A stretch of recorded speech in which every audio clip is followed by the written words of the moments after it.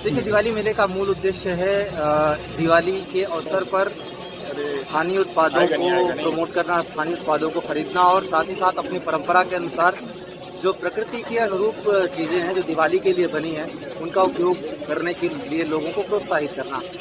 इसमें मिट्टी के दिए हैं, मिट्टी के खिलौने हैं और बहुत सारी डेकोरेटिव आइटम्स हैं जो घर पे बनती हैं, रंगोली के आइटम्स हैं। और इसके साथ साथ ही रामपुर में बनने वाले जो हैंडीक्राफ्ट हैं, वो चाहे वायलिन हो, चाहे चाकू हो, चाहे जरदोजी हो, चाहे टोपी हो या फिर वहाँ पटापटी का है, बहुत सारे ऐसे उत्पाद हैं जो यहाँ पे बनते हैं। पतंग उनमें से एक है और ये काफ़ी ब्रॉडर स्तर पर ब्रॉडर स्तर पर जाती है, पर इसकी पहचान कम हुई है।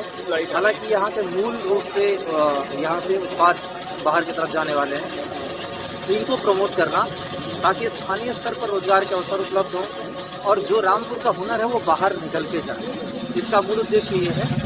और दिवाली पर हम कोशिश कर रहे हैं कि हम लोगों को ज़्यादा से ज़्यादा प्रकृति के साथ सद्भाव रखने वाली चीज़ों को लोगों को इस्तेमाल करने के लिए, अपनी पारंपरिक दिवाली मनाने के लिए प्रोत्साहित करें।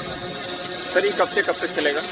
ये आज शुरू हुआ है, दिवाली तक इस मेले को चलाने की है और इसमें सारे जितने हम कोशिश कर रहे हैं कि हर एक तरीके के कोविड का टाइम चल रहा है, हालांकि बहुत ज़्यादा यहाँ पे नहीं है केसेस के बावजूद भी हम प्रॉपर सतर्कता भी बरत रहे हैं और इसमें लोगों को गवर्नमेंट की स्कीम्स या इन सारी चीज़ों के बारे में भी लोगों को अवेयर करा रहे हैं जो ऑलरेडी ऑनगोइंग चीज़ें हैं। और इसके साथ ही क्योंकि यहाँ पे विधान परिषद चुनाव डिक्लेयर हो चुके हैं तो उसकी आचार संहिता के दायरे के अंदर ही सारे हम काम करें, ऐसा डीएम साहब, मेन रामपुर का जो था चाकू के नाम से रामपुर मशहूर था, चाकू देखा जाए रामपुर से जो है बिल्कुल विलुप्त हो गया, तो उसके लिए क्या किया जा रहा है? देखिए, उसके लिए हम विशेष प्रयास कर रहे हैं। अभी देखिए, एक तो वायलिन, रामपुर की वायलिन के बारे में बहुत कम लोगों को पता है, जबकि ये बाहर बहुत ज्यादा इस्तेमाल होती है।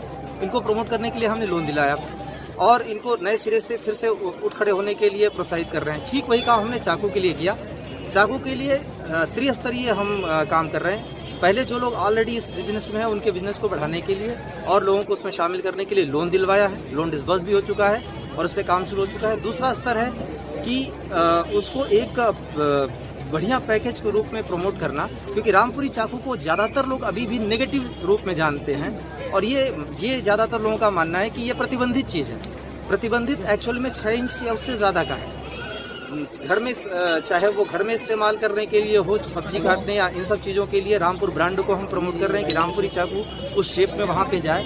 होटलों में इस्तेमाल के लिए, बाकी कई सारी चीजों के लिए उसका इस्तेमाल होता है और बहुत अलग अलग विविध स्वरूप में रामपुरी चाकू आ रहा है। हम प्रयास ये भी कर रहे हैं कि रामपुरी चाकू जो अब इसके बाद जो बनेगा वो सारा कुछ लोकल और प्रकृति के साथ सद्भाव रखने वाली चीजों से ही बनेगा, यानी लकड़ी का इस्तेमाल हो, लोहे का इस्तेमाल हो और उसमें रामपुर का ब्रांड बाहर जाए। तो इसके लिए प्रशिक्षण से लेके हर तरीके से लोगों को प्रोत्साहित करने का भी काम करते हैं।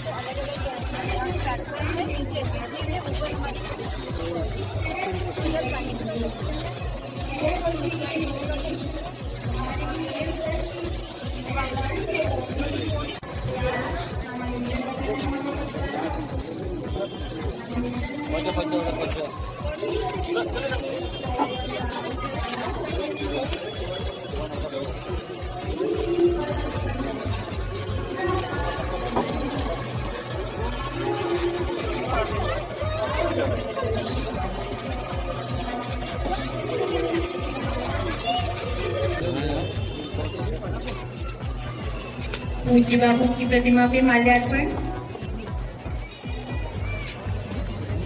समर्पण और उनके द्वारा दिए गए संदेश को